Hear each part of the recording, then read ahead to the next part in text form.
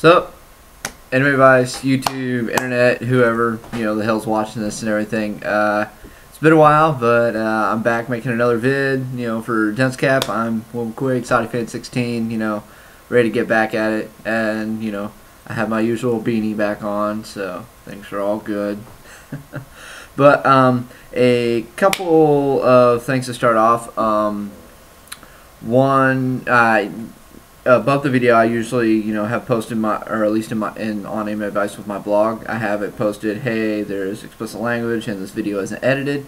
I have a couple additional things to add to that, actually, for this episode.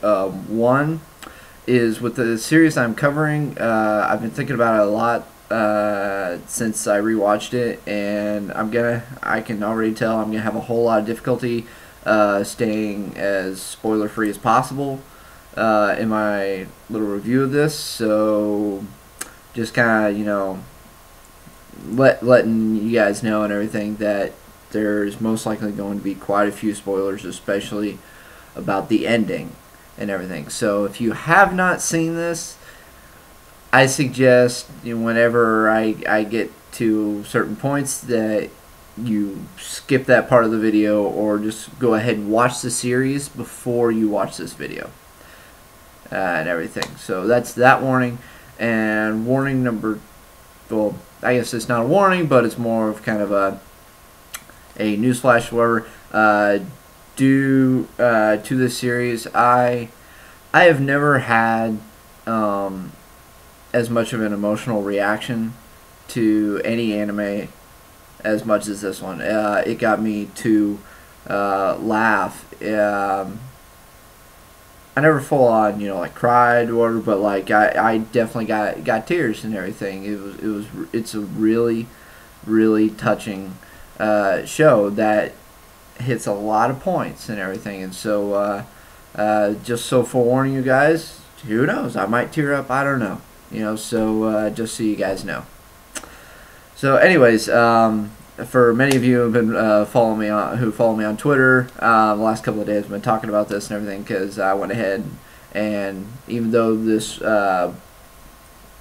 collection box set came out last summer, I didn't buy it until like a month ago, and I finally got it in, and I was basically bored and sat down and said fuck it, and watched it in one sitting, and that is 13 episodes and the OVA of Angel Beats, brought to us by Aniplex and Sentai Filmworks. Woohoo! Yeah. So I'll get right into it and everything. Basically, first topic, sub versus dub.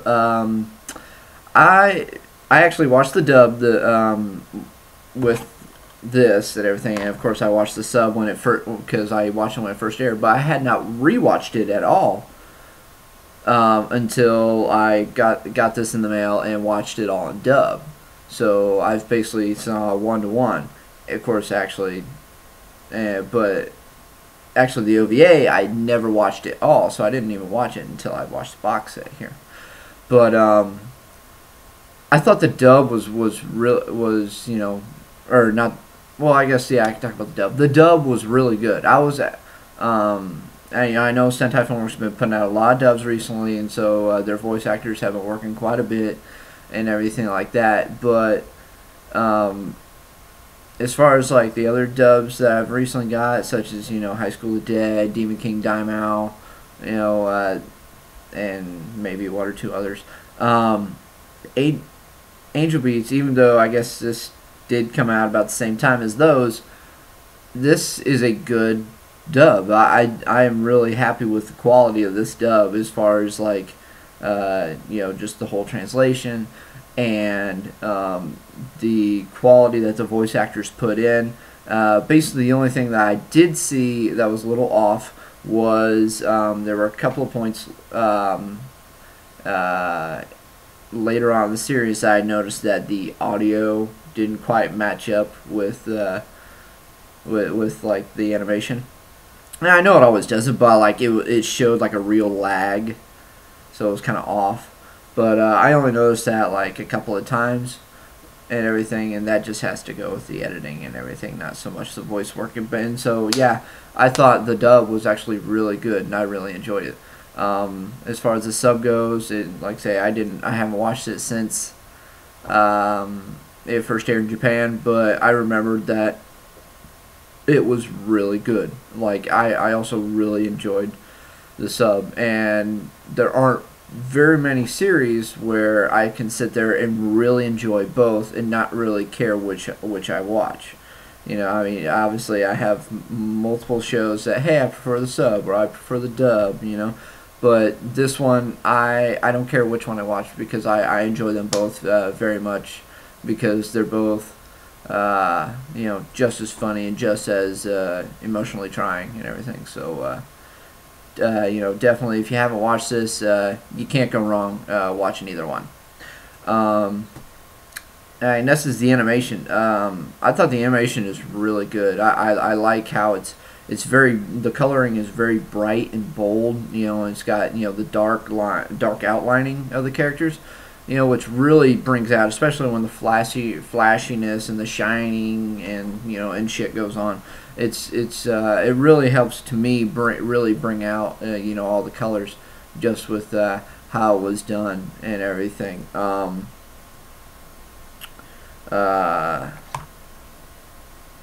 like I don't know, like I say, I mean, it's really enjoyable, and this is in 1080p for the Blu-ray and everything. You know, and I thought the quality of the animation, just you know, watching a fan sub stream was pretty good and everything. But I mean, it was better watching this. But the crappy thing is I played it on my PS3 through a projector that's hooked up to my PS3 through AV cables. So I was sitting there watching a Blu-ray and only getting 480 quality, and I still thought it looked fine. But it's also not, you know, an HD projector or whatever, so like I didn't even actually have like the full bits of the screen. I think a couple of things on the edge actually got cut off. But I mean, I mostly watched it in the middle of the night, and I didn't feel like, you know, bothering the people downstairs by actually, you know, watching, you know, with an HDMI cable and watching full actual 1080p quality, which sucks. But I'll probably get around to that at some point. But that did not hinder my enjoyment of the animation, which I really enjoyed and everything. So next we have the story. This is where things actually get a little complicated. You know, the story is basically just this group of high schoolers who are basically fighting Angel, who is the student council president, because they don't want to turn into an NPC. NPC, for all you gamers, of course, already know, it's non-playable character. And because they basically, the NPCs just lost their souls, and they just go ahead and go through the motions in this, you know, afterlife of sorts. Because all the students, or, you know, that are there are dead. They have died and everything. And so, you know, they're just fighting against Angel because they don't want to, you know, give up and everything. But beyond the fighting and everything, the reason that all these people are there is because they, you know, feel like they left life unfinished. They were not satisfied. And so basically then just, you know, this just high school life is just so that way they can enjoy their youth and, you know, basically fulfill themselves so then they can fully pass on. And so that's the general, you know, kind of idea with that. I guess with how I explained it, it doesn't seem too complicated, but when you watch it, especially towards the end, they try to complicate things like a good bit. And still from episode 12, I am kind of confused because there then brings in this whole more complicated bit with computers and how it's a program and a system and some creator, whatever, which is kind of weird because because basically how I understand what this place that these kids are in, since they've all died, is purgatory of sorts. It's a sort of purgatory where they're, the general thing of purgatory is that, atoning for yourself, what you did in life and your sins and blah, blah, blah. But no, this is just a different take on purgatory, I think, where it's just where you feel, like I said earlier, you feel incomplete or unfinished, or unsatisfied with how you lived your life, and so you're wanting to, rectify that in some means or way and everything. So that's kind of that general bit. Characters, there are a multitude of characters. There's quite a few. I mean, you got a guy, TK. He's this dancer, and he says basically gibberish all the time. Whenever he talks, it's kind of funny. You got Otonashi, who is the main male character, and he has amnesia to start off with, and it's not till about halfway through the series that he kind of regains them and actually starts figuring out, because all the characters after a while get rid of their amnesia, and then they remember how they died and all the memories from their life, and and everything, and so but Otonashi, he's a different kind of guy, and you learn a bit about him, from what he does and says, while helping out the SSS, which is dumb because they never actually say what the SSS is. It's more, I think that's more kind of a play on Haruhi Suzumiya's SOS club team or whatever, but because the T, I don't know, because the SSS is actually more so the Not Dead Yet Battlefront. That's the prominent name, but they change their name almost every episode, so yeah, I don't quite remember all the names that they come up with.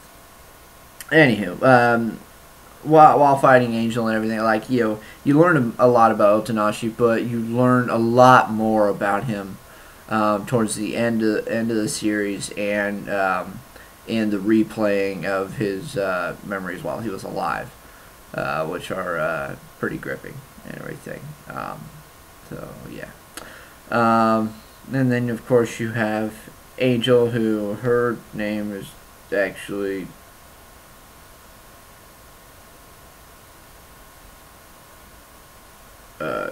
I forget, and I'm trying to do this without looking anything up. I know I just rewatched it, but a lot of shit jumbled up here. So, but it's this girl, and that's Otonashi. Everything.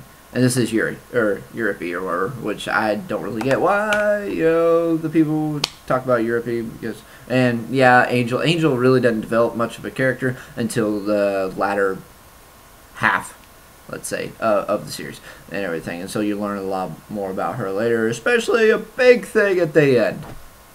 So yeah, but yeah, and then you got Yuripi, who's like the first character you see after Otonashi and everything, except she's holding a sniper rifle.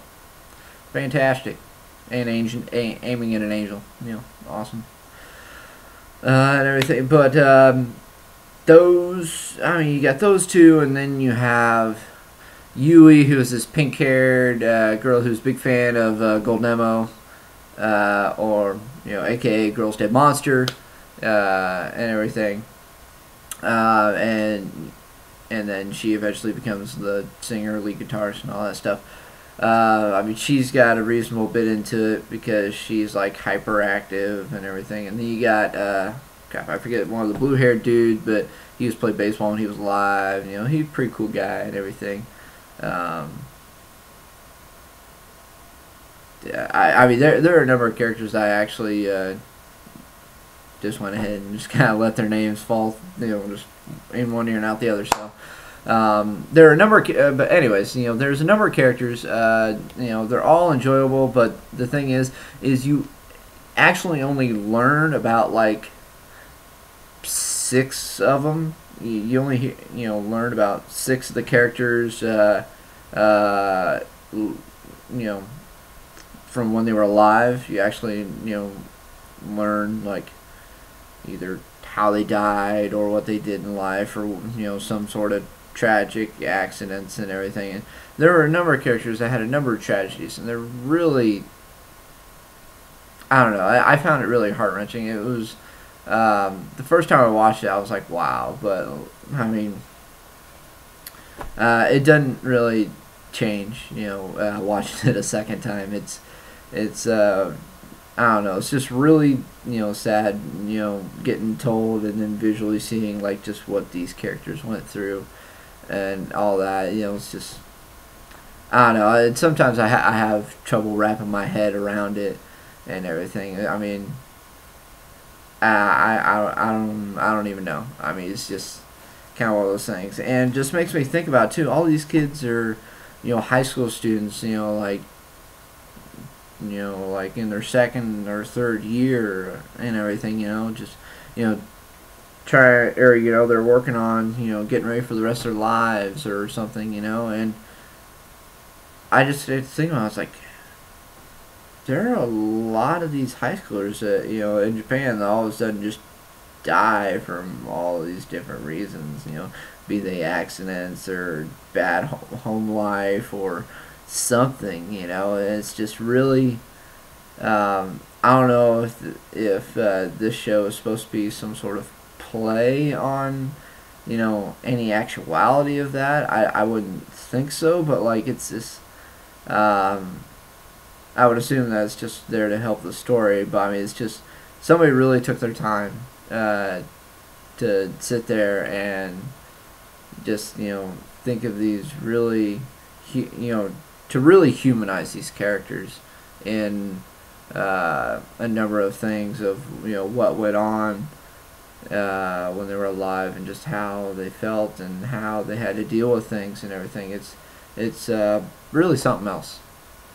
So yeah, and then kind of moving on to the last sort of part or whatever is the anime versus manga, or I don't know if Angel Beats was a manga or if it was a light novel. I don't quite remember. I know usually I look this stuff up. I just kind of wanted to try going off on my own. Have not read it and everything like that, so no idea on the comparison for that and everything. So I just I don't have a whole lot for you on that one.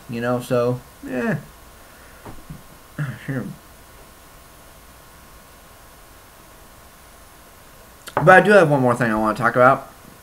It's also a emotional driven thing for the series, is the score.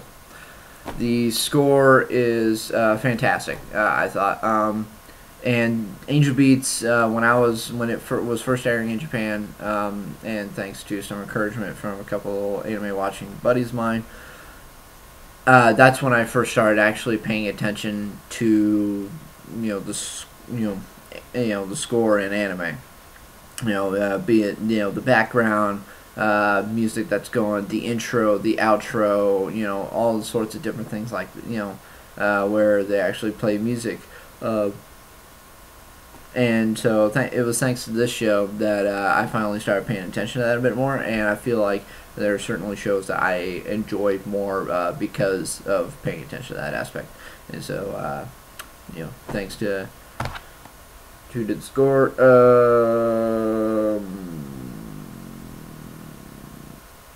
Avant-Garde Eyes and Jun Maeda. Thank you, people. Yeah. Because I mean, it's just really good. And what I love about this dub, also, thank you Sentai Filmworks for keeping the original Japanese for the music. I know there are a number of times where it just doesn't translate right and it sounds weird, and so thank you for keeping the or at least keeping the Japanese words and not changing it to English. For these. Obviously, you had your voice actors doing the things and everything at some points, but thank you for keeping it that way, because and for putting in, you know, the subtitles, you know, too, for the lyrics. Thank you very much, because I actually had never actually taken the time to look them up, and I was even more touched while reading the lyrics than what I was just hearing it. I mean, just hearing it. You don't even have to know the damn words.